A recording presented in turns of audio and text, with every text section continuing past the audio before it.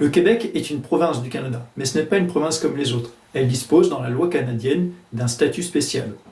Et ce statut spécial lui permet d'avoir sa propre langue officielle, le français, sa propre devise, je me souviens, ou bien encore sa propre fête nationale. Plus qu'une province du Canada, c'en est une nation.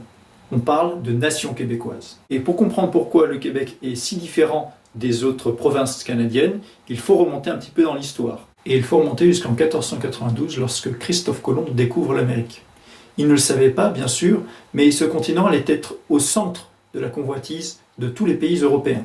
Christophe Colomb cherchait alors à établir une nouvelle route commerciale vers ces pays peuplés de richesses qu'étaient Cipango, aujourd'hui le Japon, ou bien encore l'Inde. Et la raison de ces recherches de nouvelles routes commerciales était simple, c'était la chute de Constantinople aux mains des Ottomans en 1453, qui avait donc fermé, ou en tout cas qui bloquait, la route traditionnelle vers les richesses d'Asie. Quelques années plus tard, lorsque Amerigo Vespucci découvre que les nouvelles terres découvertes par Christophe Colomb ne sont pas l'Asie, mais un autre continent, toutes les puissances européennes cherchent à établir des colonies dans cette zone. Et la France ne fait pas exception, puisqu'en 1608, le roi de France, Henri IV, demande à Samuel de Champlain d'établir une colonie au Québec. Ces terres, qui ont hérité du nom très original de Nouvelle-France, regroupaient en réalité plusieurs autres terres. Le Québec, que l'on connaît aujourd'hui, l'Acadie et la Louisiane. Louisiane et Acadie qui sont aujourd'hui majoritairement des territoires états-uniens. Et vous l'aurez compris, aujourd'hui, les États-Unis sont un pays qui parle anglais, et donc était une ancienne colonie anglaise. Ce qui fait que ces terres françaises empêchaient l'expansion de l'Empire britannique. Et en 1763, c'est la guerre.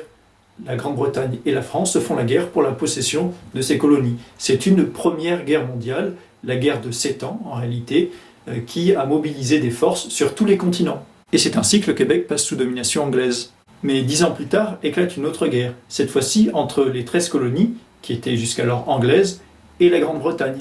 Et la Grande-Bretagne a besoin d'alliés, et elle a notamment besoin de la loyauté des Québécois. Et pour cela, elle va leur attribuer un acte spécial, l'acte de Québec en 1774, qui leur donne le droit de conserver leur langue, le français, leur religion, le catholicisme, et leur propre mode juridique. On peut maintenant avancer un petit peu au 19e siècle.